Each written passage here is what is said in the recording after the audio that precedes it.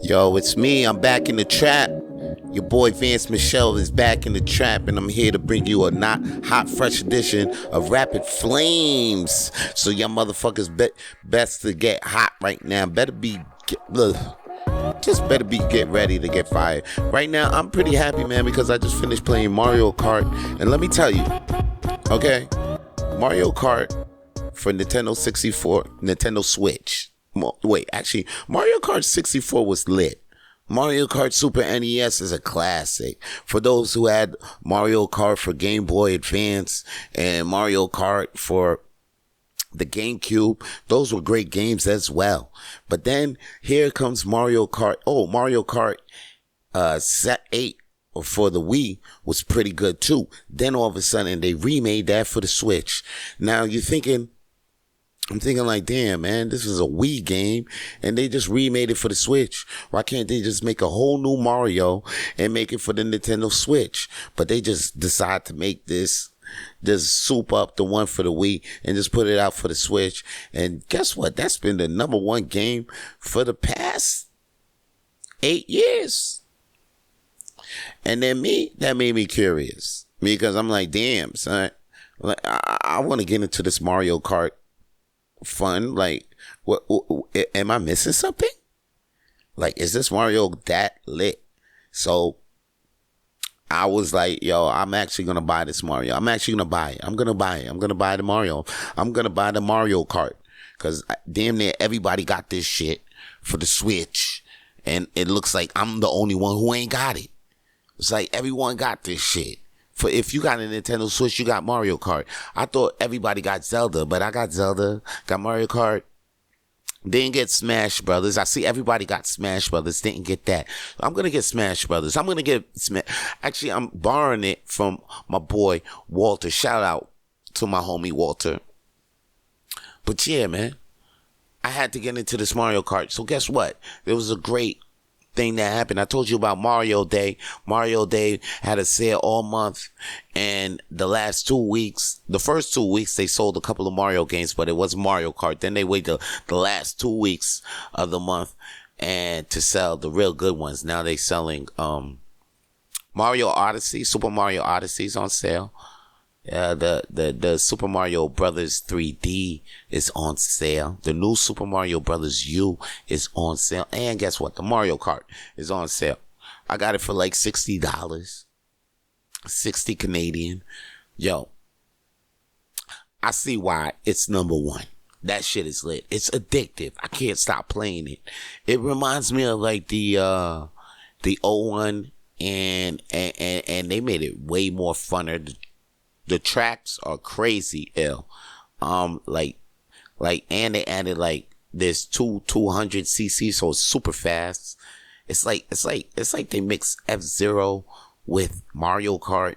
That's how fast it is now.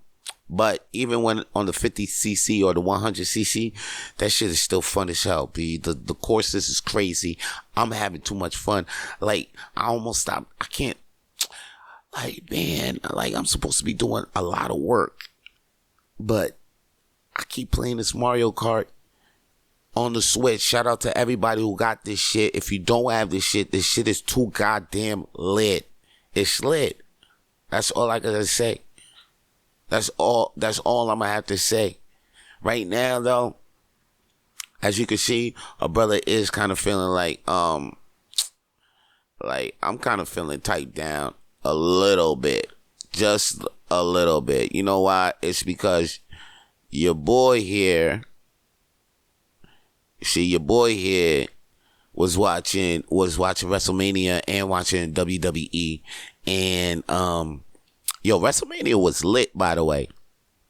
Had some great matches. Seth Rollins versus Logan Paul was crazy. Kevin Owens versus Kevin Owens with Sami Zayn versus the Usos was nuts. I mean, the finish was crazy. It was a great main event. You know, I like it when WrestleMania got to finish with the fireworks, of course. And that was a great match. I say night one started off pretty good. And then I think 2 years in a row, night one ended up to be better than night two. But this year, night two was like action packed. Night 2 had the Hell in a Cell match. It had the 3-way match with the Intercontinental Championship. Gunther, Sheamus, McIntyre. Shit was lit. Okay? And I'm telling you, your boy was on the edge of the seat damn near throughout the whole pay-per-view. Bianca versus Asuka was tight lit too. Even though Rhea versus Charlotte Flair was dope too. But Bianca versus Asuka was dope. This year was pretty good with the women's championship matches being part apart to each other, I felt.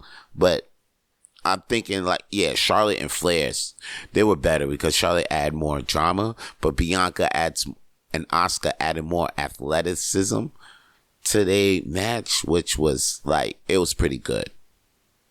Which led up to a little showdown the next day with Bianca versus Belair. Belair versus Rhea. Saying that they're going to meet each other down the line. They met because they keep acting like they're going to bump each other, but they haven't really had a rivalry. Like you see, they've been building this up ever since NXT. So when they finally do clash, it's gonna be like years in the making, which is pretty good. But like all that great storytelling, I think came to an end now because now Endeavor, the same people that just brought UFC, the same people that owns UFC now owns WWE. And at the same time, Vince is back in creative running shit. So it's like, man, the morale went down in the locker room. People didn't even want to show up to work. And I could tell too, I saw it on Raw. Damage Control, man, they supposed to be on a win. They supposed to be at least catch a win right now. Okay? The losses for them, it's done. They should be on gaining momentum. We seen none of that yesterday. We seen them lose to Raquel and Liz. That's an obvious Vince move. Omos came out of nowhere, had a match out of nowhere. That's an obvious Vince move. I could tell, wait, there was another obvious. Seth comes out and just have the crowd singing for a whole segment. Crazy Vince move. There was a lot of dumb shit too. And the ending of Raw where Brock turns on Cody, it was crazy. The Raw was just filled with dumb shit, and you could tell the locker room wasn't with it, but they just went with it, man. I just hope that WWE, man, I don't know, comes to its senses right now. Even though they just sold it, they got to know why they sold it. They got to know that the people was watching it because Triple H was behind creative. But now, man, it's going to be a huge, I already feel like, can't wait to watch AEW tomorrow. And if I feel like this, I know that's the WWE universe. That's it, because I am the universe. I feel like I am the universe. We about to watch WWE tomorrow. This week, yo, you hear this right now. This is the week of, this is the first week of April. April. It's April 5th this week, man. There's going to be a huge spike in the AEW ratings. You hear it first on the Rapid Flames fucking podcast. Go fucking fuck yourself, Vince. I mean, I fucks with you. You did your shit, but like, you can't run this shit no more, man. That shit was whack, bro. That Raw, I'm watching WWE faithfully this past weeks. Now you telling me this shit back, senseless shit. I can't even watch this shit. That's why I started watching AEW. Triple H made the shit make sense. Now you back making it not make sense. Man, come on, B. Done with you. Luckily, I still got a smile on my face because the Super Mario Brothers movies is coming out this week, okay? Super Mario Brothers, you guys know about Mario, man? Come on, man. Stop acting like you don't know. Famous Brooklyn plumber, the famous plumber from Brooklyn, the famous Italian plumber from Brooklyn. Come on, son. Act like you motherfucking know. But Mario Brothers is coming out this week. Keep talking about Mario. That's my boy. Everybody that loves Mario, give me a shout. Put the likes up on this motherfucking video. And don't forget to share this video and subscribe to the YouTube channel, Rapid Flames Podcast. Share it with your boy. Don't forget to stream it on Spotify, iTunes, everywhere where podcasts is streaming. Anyway, Mario Brothers look lit. I seen the trailers. Can't wait for the shit. They don't look like it's gonna fuck up. And after playing Mario Kart, I'm actually hyped for the Rainbow Road scene. I was looking at it like, yo, this shit look out of place, but like, yo, everything looks in place. I don't give a fuck. Everything looks great. Let's go. It's coming out. Oh shit. Shit's coming out today. It's coming out today. It's coming out today, or it's coming out Friday. It's coming out today some places, coming out Friday some places. I don't know. If I could go see it today, I'll go fucking see it today. Oh, no, wait. I gotta go right for my JFL showcase, B, because, man, the JFL showcase is coming out. Guys, if you're interested in my JFL showcase, please come to Hurley's Irish Pub at the world's smallest JFL showcase, hosted by Walter J. Lang. I'm going to be on the show. Elspeth Wright is going to be on the show. Abby Stonehouse. And, oh, man, my mouth is too dry to be naming all these goddamn names right now. Oh. I'm going to Troy Stark. He's one of the comedians. Chris Vendito, hopefully he'll be there. Cara Parham be there. My boy Goofy Well Done's going to be there. A bunch of comedians that's going to be on the showcase with me. We're going to go tighten up on shit, write up a couple of jokes, see whatever works, because, recently, we've been trying our set, but some of us don't feel like, actually most of us, all of us don't feel good about our jokes. I'm sure you don't too, so we want to make sure we get our shit right. We coming together as a group, making sure our shit right, having a little writing session. Geez, when comedians say we get together to write, I don't think that never happens. If you're a comedian out there and you ever got with your buddies that you guys ever say you guys gonna write, and you guys ever got together to write, let me know, because I think it's a myth. Like, I'm a comedian, and I'm like, sometimes I get them about, yo, we should get together to write. Yeah, we get together to write. You ever get together and write with these motherfuckers? I don't know. I did that like once, twice, but it was hard. It was really hard. It's really hard. Usually we write on our own. That's what we do. And if we do have a writing partner, I mean, like, it's just one-on-one. I never see, like, writing groups, rare. They do happen, rare though. Shout out to the motherfuckers that do get together though. If you more than two comedians out there and y'all getting together to write, shout out to you motherfuckers, because y'all effort is tight. I think that shit rhymes, right? That shit rhymes. And I can't wait for this motherfucker. I'm excited about this motherfucking Mario movie. Okay? It's another one where he gotta save his brother. Luigi's always getting into some shit. But hey, it is what it is with Luigi, huh? Fucking Luigi. Always getting into some bullshit. Yo, I see some bullshit the other day, though. Had me dying. Motherfucking Soulja Boy. All right. So some guy is on the street. He asked a couple of people out there, right? He's like, yo.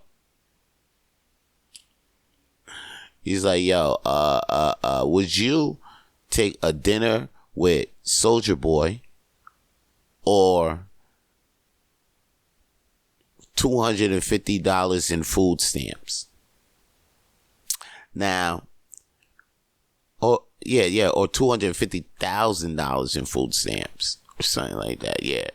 So now, motherfuckers is like, yo, they'll take the $250,000 or the $250. I think it was $250 in food stamps. Something low, real crazy, something disrespectful.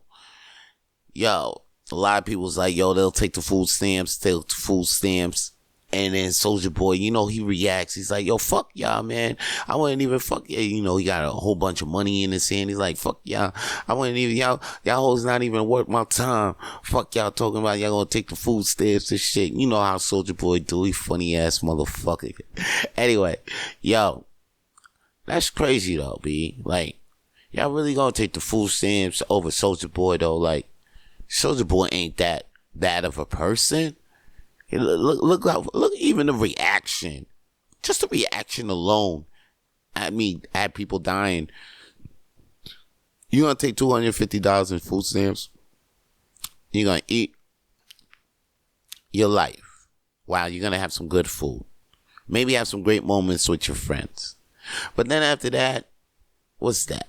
You gave up a meeting with Soulja Boy. He would have made you laugh, took you some places. Maybe you probably wouldn't have had a good time with Soulja Boy, but then you probably would have met somebody great along the way, a great connection along the way that could have elevated your motherfucking life instead of them $250. Because that $250, I felt that shit was low vibrational.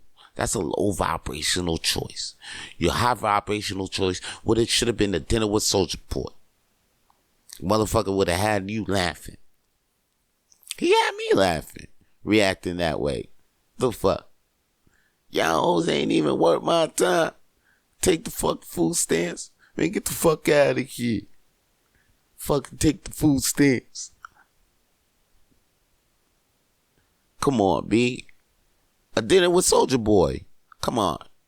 He probably would have took you out. Y'all would have been y'all would have y'all way up to the restaurant when went to the club. You can't do that with food stamps. He would have took your shit. He would have took you to a place where food stamps can't even be accepted, motherfucker. Shit. Y'all. If y'all out there thinking like, oh shit, I would have took them food stamps. Y'all crazy. You know who Soulja Boy knows? Gotta make you forget about them food stamps. No food stamps vibe over here. I'll take the dinner with Soulja Boy. Pause. Alright. Yo, though. Big talk is about the LSU. Shout out to LSU winning the Final Four, but yo, that shit sparked a pretty big controversy on the goddamn scene. Okay, because everybody's talking about how Angel Reese did the "You Can't See Me" in front of Caitlin Clarke, but Caitlin Clarke did the "You Can't See Me" taunt like 2 games before her. When she did it, everybody was like, oh, I like the sportsmanship between the two teams. But now Angel Reese did that. You know why? Because they got to win. They was on the verge of winning the shit. Now she get called classless. She get called like, oh, that wasn't a good sportsmanship. Shit like that. Now here's an underlying tone of all of this. This shit is bringing out the ugly racist America that we see because Caitlin Clarke is a white girl. When she did it, good sportsmanship. Angel Reese, black girl, did the "You Can't See Me" taunt. Oh, unsportsmanlike conduct. That was classless act. I seen a whole bunch of Twitter calling this girl a classless girl, even to the point where some of them was like classless bitch, all of this shit. This shit was whack. These are just girls playing basketball and having fun. Now all this controversy, and it's to the point where like the white lady was like trying to be the superhero of the day. She was like, hey, you two girls, you two teams were great playing basketball. How about you both come to the White House? They was like, what? Both of us come to the White House? You know what's crazy? Angel Reese politely declined, said, nah, that's cool. We good. Because, you know, like, why would you invite both teams? Even Caitlin Clarke, I think she's a captain of Iowa, the other team that ended up in the finals with LSU.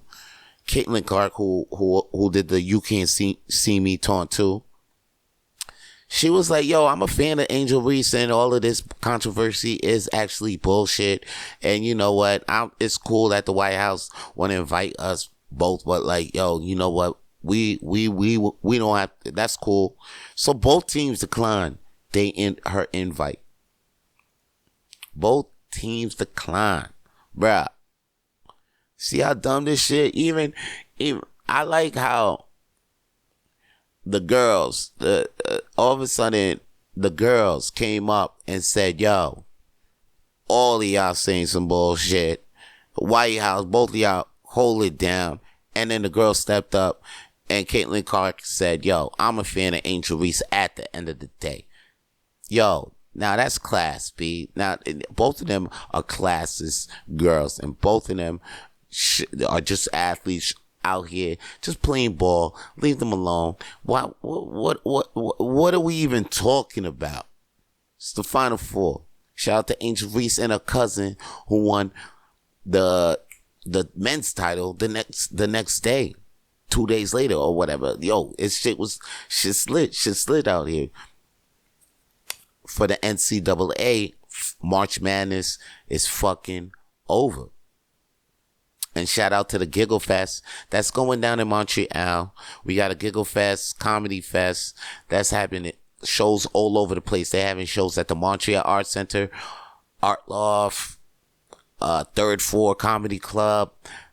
This place, the Giggle Fest, is damn near everywhere. And please, please, go get your tickets for my boy show, Rad Dads, on the Rise. Got a couple of my big homies on that show. They coming into town. One of my homie, Reese Turner's coming into town. Reese, speaking of Reese, make sure you watch the Late Night Sesh with Reese Turner on YouTube every Wednesday from the Kelly Green TV Lounge, Kelly Green Lounge TV, KGLTV. Try to say that fast.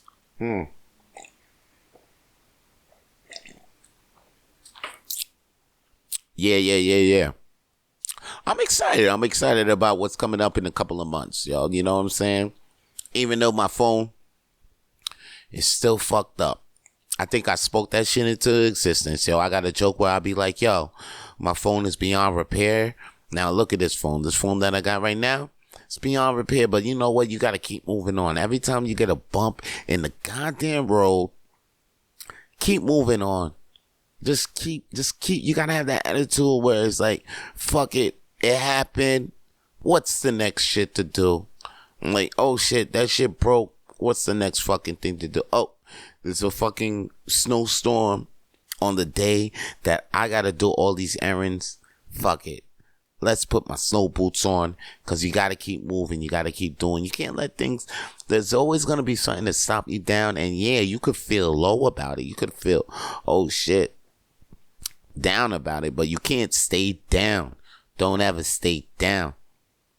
I might say this shit from time to time, all the time, but I like to say this shit because you know what? There's a lot of motherfuckers that be staying down. I be walking up the street and I look at people and then I always see them they look like they about to walk into me. Or if I'm riding in my bike, you know, and I'm riding right towards them, they don't even see me coming. It's because they always walking with their heads down. Like, people are always walking. Like, a lot of people just walking with their heads down and be like, God damn, like, your neck is going to cramp the fuck up. A lot of people, I see why. Some people, you're going to have a hunch by the time you get to 23. That's why you always see some kids, they got that, cause they just stay walking with their head down. Pick your head up. You know, like a lot of things might happen while your head is up. Things might fly in your eye and you might not get it out. It might take a couple of days to get the fuck out. I have something in my eye right now. That shit taking months to get out. Anybody got advice to help me take some shit out my motherfucking eye? Something flew in my eye. I can't get that shit out. That shit's been in my eye ever since I went to the live event in Montreal. That shit was 3 months ago. It just flew in my eye. Could never get it out. And this was crazy because this happened 3 days after I got something out of my eye. Anyway, eye drops ain't helping me out. But you see that? The shit's still in my eye. That shit irritating us sometimes, but I still keep the fuck moving, B. Keep it moving. And I just thought that, you know what? I think it's time to look up an eye doctor right now. I should, right? You guys, anybody that's out there listening from my concern, you're probably like, oh shit, this motherfucker should go see an eye doctor. I should. I'm going to go make an appointment right now. Maybe right now. I'm going to smoke this blunt, though. Like, gotta smoke the weed, you know what I'm saying? I need to shout out to all my motherfuckers out there that be smoking the goddamn weed. And I'll be doing a lot of shit while I be smoking weed. But one thing that I don't do is go to fast food restaurants. Because when I go to fast food restaurants, they do a lot of shit that I can't tolerate when I'm fucking sober. Like, I went to a fast food restaurant the other day, you know? And the guy gives me my order. I give that shit right back. And I told the motherfucker at the counter, I said, yo, this bag is too greasy. It's too greasy. I don't want this shit. Then the guy at the counter was like, well, you know, this is a fast food restaurant and these the foods are just, all the foods are cooked in oil. So the bags just tend to be greasy. And I was like, yo, I understand all of that, but that was a salad. And that's the last time I fucking go to a fast food restaurant when I'm sober. Telling you, yo. But back to the weed though. Like, I've been smoking some good shit, and shout out to that Can Expo that I went to 2 weeks ago in Toronto. This shit was lovely. I'm about to go. I got to talk about it again because the competition that I judge. Shout out to Ganja Mama. That's her Instagram handle. Real name is Nadia. And shout out to Chef Jordan Wagman. These are the two chefs that I did, that I judged, that were judges with me on this cooking competition, infused cooking competition. Can you cook at the Can Expo in Toronto at the Enercare Center? That shit was beautiful. It was a lovely experience. Shout out to Blunts and Beans. Shout out to Reese Turner. Shout out to Cody Van Gogh. The Butter Baron, Jonathan Mello. I mean, I met a lot of great people out there, man. I can't stop talking about these motherfuckers. The High Ladies podcast, they was doing their goddamn thing. And if you hear these names, go look these people up, of the great cannabis community. Man, I feel lovely to be part of. As I smoke this joint, man. Matter of fact, let me get the fuck out of here. So I can't do I could do two things at the same time, but I'd rather do this one thing at this time. You guys, this has been fun, and I'll be back. You'll be back, and until then, you guys stay lit.